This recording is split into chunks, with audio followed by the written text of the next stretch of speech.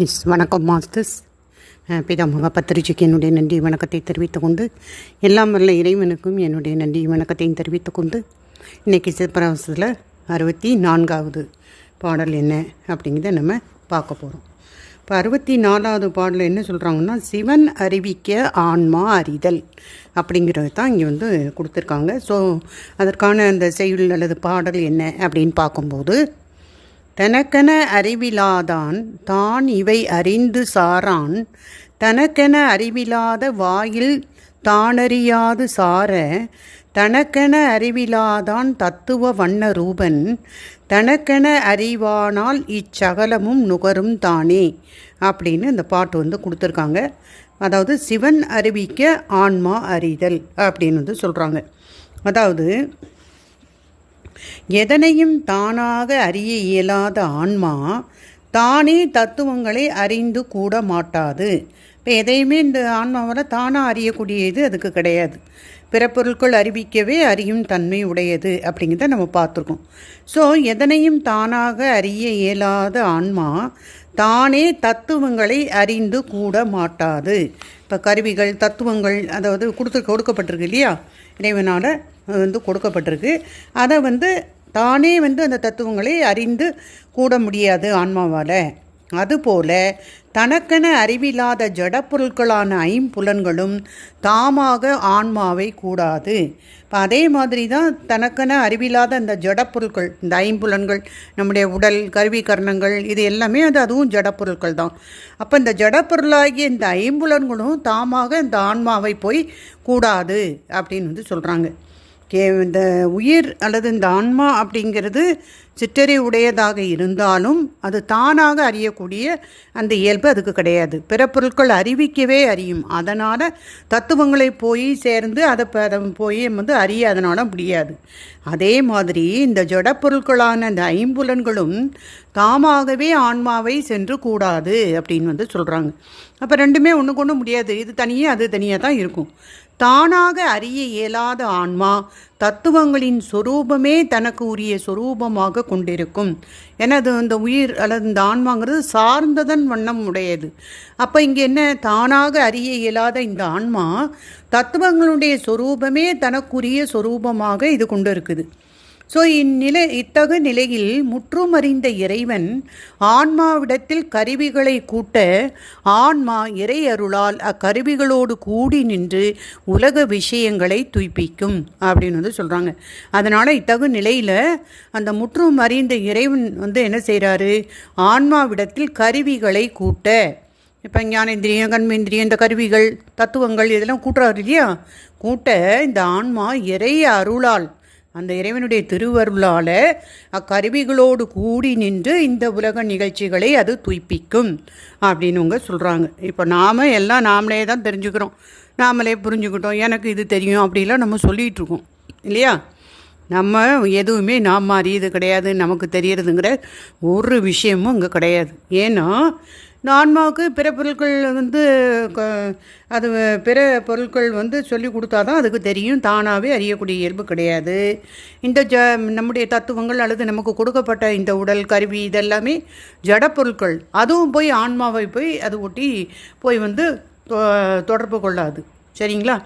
அதனால் தானாக அறிய இயலாத இந்த ஆன்மா தத்துவங்களுடைய சொரூபமே தனக்குரிய சொரூபமாக அது கொண்டிருக்கும். இந்த நிலையில் இந்த இறைவன் ஆன்மாவிடத்தில் இந்த கருவிகளை கூட்டுகின்றான். அப்போ இந்த ஆன்மாவிடத்தில் கருவிகளை கூட்ட ஆன்மா இறையருளால் அக்கருவிகளோடு கூடி நின்று உலக விஷயங்களை துய்ப்பிக்கும் அப்படின்னு சொல்கிறாங்க. அப்போ என்ன அப்படின்னா, அந்த இறைவன் தான் இந்த உயிரிடத்தில் அல்லது இந்த ஆன்மாவிடத்தில் கருவிகளை கூட்டுறான். இந்த கருவிகளை கூட்ட இந்த ஆன்மாத்து திருவருளால் தான் அந்த கருவிகளின் துணை கொண்டு இந்த உலக விஷயங்களை அறியுது அப்படின்னு சொல்கிறாங்க. ஸோ ஆன்மா தனக்கென ஓர் அறிவில்லாததால் தத்துவங்களும் ஜடமாதலால் இரண்டையும் கூட்டி இறையருள் காரியப்படுத்தும் என்பது இப்பாடலின் கருத்தாக இங்கே சொல்லப்படுது. அப்போ இங்கே யார் காரியப்படுத்துகிறா, அந்த இறைவன் ரெண்டையும் கூட்டி, ஆன்மா தனக்கென ஒரு அறிவில்லாதனால அந்த தத்துவங்களும் ஜடம் அப்படிங்கிறதுனால இந்த ஆன்மாவையும் இந்த தத்துவத்தையும் அல்லது இந்த கருவிகளையும் இந்த உடலையும் எல்லாத்தையும் இரண்டையும் இறைவன் கூட்டி அங்கே வந்து இறை அருளானது காரியப்படுத்துது. அதனால தான் அந்த ஆன்மா வந்து உலக விஷயங்களை அறிய முடியுது அப்படின்னு சொல்கிறாங்க மாஸ்டர்ஸ். அதுதான் வந்து சிவன் அறிவிக்க ஆன்மா அறிதல் அப்படின்னு வந்து சொல்கிறாங்க. ஸோ உயிர் தனக்கென முதன்மையற்ற சிற்றறிவுடைய பொருள். அப்போ வந்து உயிர் வந்து சிற்றறிவுடையதுன்னு நம்ம பார்த்துருக்கோம் இல்லையா. ஆகையால் அது தானாக தத்துவங்களை அறிந்து சார்வது இல்லை. அறிவுக்கு வாயிலாக இருக்கின்ற அந்த பொறிகளோ எக்காலத்தும் அறிவற்ற ஜடப்பொருட்கள். அப்போ உயிர்னு எடுத்துக்கிட்டோன்னா அது சித்து பொருள் தான், ஆனாலும் தானாக அது அறிய முடியாது. பிற பொருட்களை அறிவிக்கவே அறியக்கூடியது. அதே மாதிரி இந்த தத்துவங்களும் அறிவற்ற ஜடப்பொருள். எனவே அவை ஆன்மாவை அறிந்து கூட மாட்டா. அப்போ சாரி மாஸ்டர். அப்போ தனக்கென அறிவில்லாதவன் எனப்படும் இந்த உயிர் தன்னை அடுத்த அந்த 5 நிறங்களையும் தன் வடிவே போல் காட்டும் இயல்புடைய படிகம் போன்றவன். அப்போ இந்த உயிர் வந்து தன்னை அடுத்த 5 இப்போ படிகம் இருக்கு இல்லையா, தன்னை பக்கத்தில் இருக்கக்கூடிய இந்த பல பொருட்களுடைய நிறங்களை தன்னுடைய வடிவம் போலவே அது காட்டும் இயல்புடைய அந்த படிகம் போன்றது தான் இந்த உயிர்.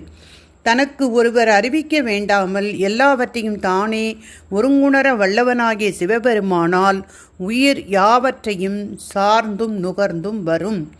அப்போ என்னது, தனக்கு ஒருவர் அறிவிக்க வேண்டாமல். இப்போ இறைவனுக்கு நம்ம யாருமே அறிவிக்க வேண்டாம், அவன் எல்லாவற்றையும் தானே ஒருங்குணர அவன் வந்து அறிஞ்சு வச்சிருக்கிறான் சிவபெருமான் இல்லையா. அந்த சிவபெருமானால் தான் அந்த உயிர் வந்து யாவற்றையும் சார்ந்தும் நுகர்ந்தும் வருகிறது அப்படின்னு வந்து சொல்கிறாங்க. அப்போ இறைவனுடைய திருவருளால் தான் இந்த உயிர் வந்து இந்த கருவிக்கரணங்களோட அதன் வழி இந்த உலகத்தை வந்து அறிந்து வருது அப்படின்னு சொல்கிறாங்க. ஸோ தனக்கென அறிவிலாதான் தத்துவ வண்ண ரூபன் என்னும் 2 சொல் தொடர்களும் இங்கு உயிரையும் தனக்கென அறிவில்லாத வாயில் என்பது தலையையும் இறுதி அடியில் தனக்கென அறிவான் என்றது இறைவனையும் இங்கு உணர்த்துகின்றன. இந்த பாட்டில் வந்து வருது இல்லையா, அறிவிலாதான் வண்ண ரூபன் அப்படின்லாம் வந்து வருது இல்லையா அந்த பாட்டில். அதனால் அதை வந்து நமக்கு எடுத்து சொல்கிறாங்க. தனக்கென அறிவு இல்லாதான் தானிவை அறிந்து சாரான் தனக்கு அறிவு இல்லாத வாயில்தான் அறியாது சார தனக்கு என அறிவிலாதான் தத்துவ வண்ண ரூபன் தனக்கு என அறிவானால் இச்சகலமும் நுகரும் தானே அப்படின்னு சொல்கிறாங்க இல்லையா. இதில் தனக்கென அறிவிலாதான் அடுத்தது அந்த தத்துவ வண்ண ரூபன் அப்படிங்கிற அந்த 2 சொல் தொடர்களும் உயிரை குறிக்குது. எது, தனக்கென அறிவில்லாதான். தனக்குன்னு ஒரு தானே அறியக்கூடிய அறிவு உயிருக்கு கிடையாது, பிற பொருள் அறிவிக்கவே அறியக்கூடியது. அப்போ தனக்கென அறிவில்லாதான்ங்கிற சொற்றொடர் இந்த சொல்லு வந்து எதை குறிக்குது, உயிரையும். தனக்கென அறிவில்லாத வாயில் என்பது தலையையும் குறிக்குது. அப்போ இந்த தலை, இந்த பாசம் அல்லது இந்த உலகம் எல்லாமே ஜடப்பொருள். இறுதியடியில் தனக்கென அறிவான் அப்படிங்கிறது இறைவனையும் இங்கு குறிப்பதாக இங்கே வந்து சொல்லியிருக்காங்க மாஸ்டர்ஸ். அப்போ இங்கே என்ன சொல்கிறாங்க, தனக்கென முதன்மையும் உரிமையும் அற்ற உயிர் தானாக இத்தத்துவங்களை கூடி அறியாது.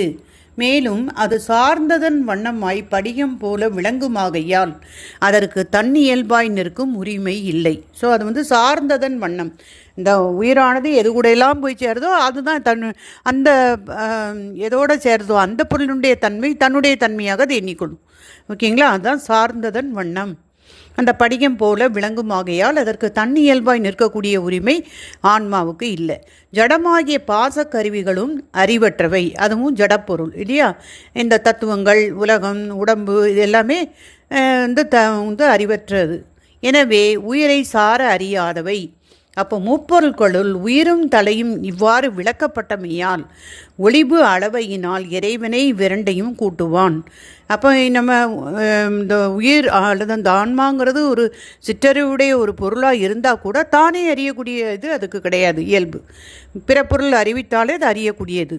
அப்போ அதனால் தானே அதை அறியவும் முடியல. இந்த பக்கம் பார்த்தோன்னா நமக்கு இந்த தத்துவங்கள், கருவிகள், இந்த உடம்பு, இந்த உலக பொருள் இது எல்லாமே வந்து ஜடப்பொருள். இதுவும் தானாக போய் உயிரை போய் சார்ந்து அந்த அறிவை வந்து அது வந்து கொடுக்க முடியாது.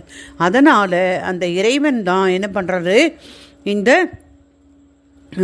இக்கூட்டத்தால் இறைவனே இவ்விரண்டினையும் கூட்டுவான். அதனால் இறைவன் வந்து இந்த 2ஐயும் கூட்டுறான், ஆன்மாவையும் இந்த கருவிகளையும் கூட்டுறான், தத்துவங்களையும் கூட்டுறான்.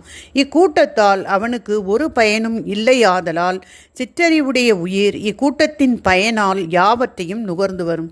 சரி, இப்படி ஆன்மாவையும் இந்த தத்துவங்களையும் கூட்டுறதுனால இறைவனுக்கு ஏதாவது பயன் இருக்கா அப்படின்னா ஒன்றும் இல்லை. ஒரு பயனும் இல்லாதலால் ஆனால் உயிருக்கு பயன் இருக்குது. என்ன இருக்குது? இந்த உலகத்தை அறியக்கூடிய விஷயம் அல்லது இந்த உலகத்தை நுகரக்கூடிய அந்த விஷயம் வந்து அங்கே அதனால் செய்ய முடியுது அப்படின்னு வந்து இங்கே சொல்கிறாங்க மாஸ்டர்ஸ். அப்போ வந்து இதை தான் இங்கே வந்து நமக்கு எடுத்து சொல்லியிருக்காங்க. அப்போ என்ன அப்படின்னா, இந்த சிவன் அறிவிக்கவே இந்த ஆன்மா அறியக்கூடியது. அப்போ இந்த ஆன்மாவையும் இந்த தத்துவங்களையும் கூட்டி இந்த உயிரை வந்து நுகர செய்வது அந்த இறைவன் தான், இறைவனுடைய திருவருள் தான். தானாக இந்த உயிர் வந்து எதையும் அறியாது அப்படின்னு சொல்லி இதை வந்து நமக்கு எடுத்து காட்டுறாங்க masters. S masters, thank you masters.